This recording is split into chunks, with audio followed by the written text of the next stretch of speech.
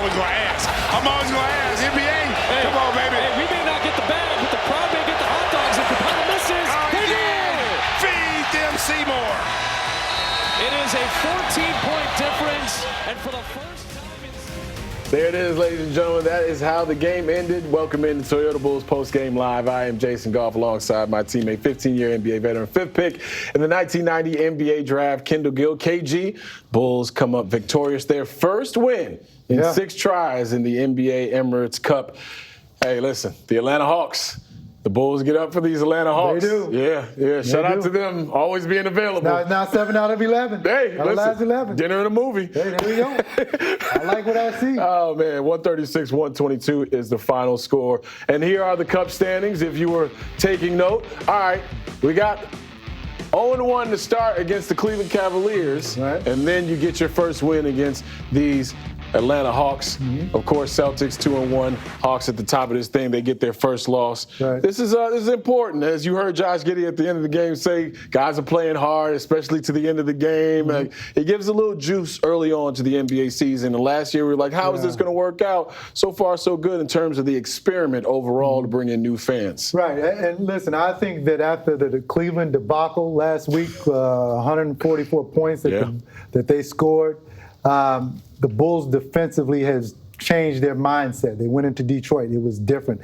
Even the game in Milwaukee, I thought that the defensive intensity was there. They just ran into one of the better players in this league, in Giannis Antetokounmpo, that put 41 points on them. But tonight, you saw the defensive intensity once again, also added the offensive punch. The Bulls had 30-plus assists tonight, which was great.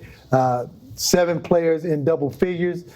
The pace was great. The Bulls are number 1 in pace in the league. They played fast. I enjoyed this brand of basketball. Yeah, it was an entertaining game. And you just mentioned the assists. You just mentioned the double-figure scores. These were the keys to the game in the pregame that you laid out there. And the Bulls followed suit. This is how you put together a win for this team. Yeah, Ayo Dosunmu did a great job defensively on Trae Young. The numbers don't say it because Trae Young had 25 points and 13 assists, but he got those points late in the fourth quarter when the game was virtually over, and I thought that Ayo did a tremendous job. Also, Ayo Dosunmu with a great offensive game, 20 points, 3 rebounds, and 8 assists on top of that. He likes that starting position, huh? Yeah, he likes the starting position. He likes to see Trae Young as well. Let's be real about it. Ayo is the consummate professional early on in his NBA career, but there's a little bit of oomph, a little extra added something to that competitive fire when he sees Trae Young in an Atlanta Hawks uniform on the other side. So would you say he sees a tray of his food? Oh, no. Would you say that when Trae Young comes to town? He sees a tray of his favorite food. I know. You can say it again. I got you, man. Okay. Come on, Pops. A tray of his food. No, he's always he likes to eat. I understand. He eats, Jason Goff. He eats when Trae Young comes to town. Ayo Dosunmu definitely stepping it up when he sees number 11 over. No, he does. And, you know, some people just have your number. You know, like when and I can admit this. We're about to get a little bit of truth now, ladies and gentlemen. When I played, the Utah Jazz just had my number. I never played well against them, especially in Utah. Really? Yeah, never, ever. So some teams, some guys just have your number. Was it the crowd? Was it the? I think it was the mountains. The mountains. You know, I'm a city guy. I'm from Chicago. You know, as soon as you touch down, you're in a different atmosphere, right? I don't dig mountains and snow tops. It wasn't Stockton. It wasn't Malone. I don't do any of that. Ski. I shovel snow. I don't ski on it. Place each other. Right? So there's so many jokes. But I'm gonna keep it right where it needs to be. Right. I'm gonna keep it right. No, Ayo loves seeing Trae Young. He loves getting up for that matchup. Like you mentioned, you're not gonna stop that guy. He's going to score unless he has just an off night.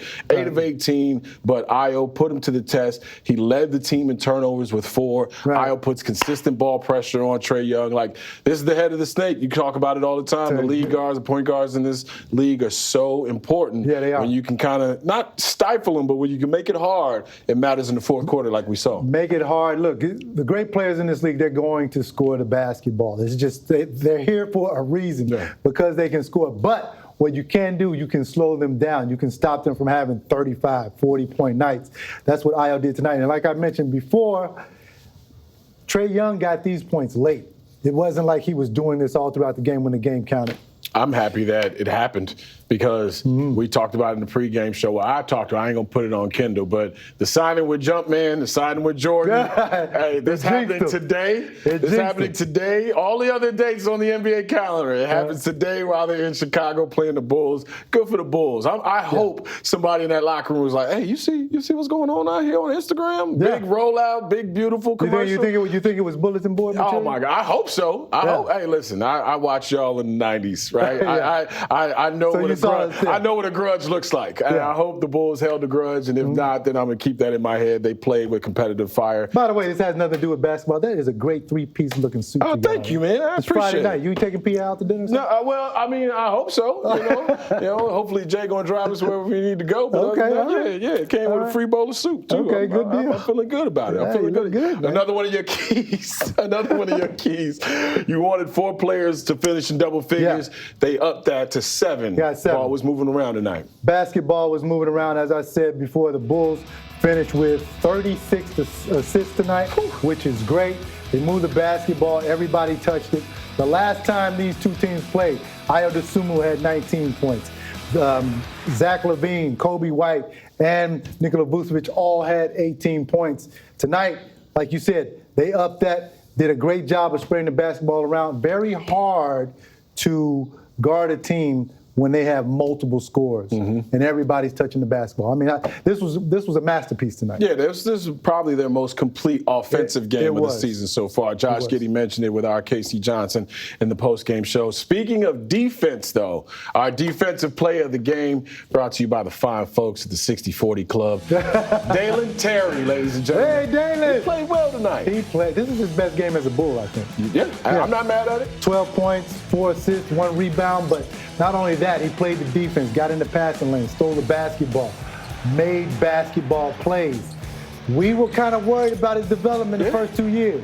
But now it seems like, and we mentioned this before in the last game, the development of these young guys, Julian Phillips, Modest, you can see the development right before your eyes. They're becoming contributors. I'm really happy that this kind of game happened after Billy Donovan expressed his frustrations in a coach-like way about what guys have to do off the court. Seems like he got a few guys' attention. And you mentioned Modest, right? You mentioned Julian Phillips. You mentioned Dalen Terry. There's a lot of young dudes who don't have much NBA experience that have to play real minutes on a team that's trying to figure its way out. The bench tonight played, I thought, not just a really good offensive game, but defensively they set the tempo. You saw Jalen Smith also knocking down some shots. It's good to see him back on the court doing what he does as well. They did, and as we mentioned during halftime, Billy seems to know when he needs some energy. He inserts Dalen Terry. He inserts Julian Phillips, also Modest. Gets those young guys in there so that they can pick the energy up. They did a wonderful job today, 34 points off of the bench, and defensively, as you said before, they picked up that intensity. And, I got an old friend, old teammate named Irvin Small at the University of Illinois. Shout out to Irvin Small. He used to say, if you want to be good and you want to catch everybody, you got to hoop while the hoopers are asleep, okay? That's what Billy Donovan is talking about when he says you got to go home. You got to look at that videotape. You have to study games. You got to do things like that because when you do, you close the gap quickly, not only on other younger players, but the veterans as well. If you can get that characteristic and do it time after time after time throughout your career, you're going to have a long career and you're going to catch a lot of guys. Yeah. If you love the game, it'll love you back. There you go. You put that into it. That's true. And we over here talking like two old uncles. Well, I'm talking at like the barbecue. I'm talking like right there, You know, yeah. Yeah, I'm the uncle that still think he's young. Right. You know what I mean? That's all that is. Kobe White.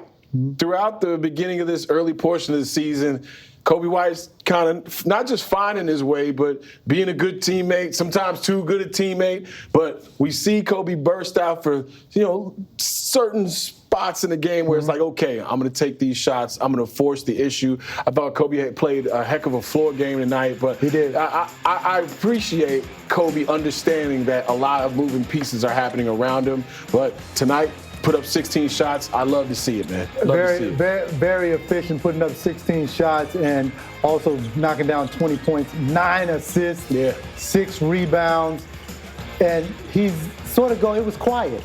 It wasn't like flashy or anything like that. And I really didn't even realize he had 20 points until I looked down and saw the stat sheet. It's a calm 30. It was a calm 20 and quietly having a great game. Yeah. Everybody did today. I like to see Kobe flash like that because we saw it at the end of last year.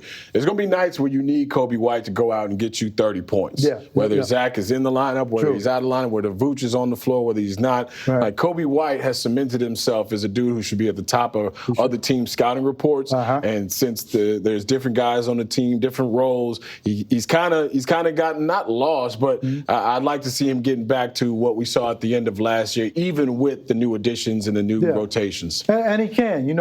There's many nights there where you saw Scottie Pippen have games like this, where Scottie would have a quiet 25, 26, and you wouldn't even know it because that's just what you're used to. We're sort of used to Kobe scoring 20. Yeah. Sort of used to Kobe. The expectation has risen. Yeah, the expectations are really high. If Kobe doesn't have a 35-point game tonight, you want to see him bust out like that at least once a week or so, right? Yeah. But I'm happy with these. No, this was a terrific game tonight. Terrific game tonight. He played well tonight, and he was also part of that defensive. Like Kobe, we talk about Ayo, right? We talk about other guys who might be the defensive thought of role players. Kobe's effort on defense, I thought tonight was really, really key. Yeah. You give up 122 points, a lot of that, like you said, late in the game, and guys making sure that the point differential isn't too vast. But I think Kobe's effort on defense could go without mention tonight. So I wanted to make sure we got that in as well. Yeah, and all of that started last season. Yeah, when Kobe put forth the effort defensively and also offensively as well. That's why he was, in my opinion, he should have been most improved player. But he did a wonderful job last season and is doing the same thing in a different role this season because, let's face it, he was the primary ball handler last year. He's not this year. That job goes to Josh Giddey, but he's doing a great job at adapting to the situation. All right, we got a lot more for you here on Bulls Postgame Live, presented to you by Toyota here at the United Center. The Bulls win 136-122. When we come back, we'll talk about Zach LaVine. We got all the way through the A block without mentioning the leading scorer for the Bulls tonight. We did, Zach didn't we? LaVine did his thing. We'll talk about Flight 8 when we return. You're watching Chicago Sports Network.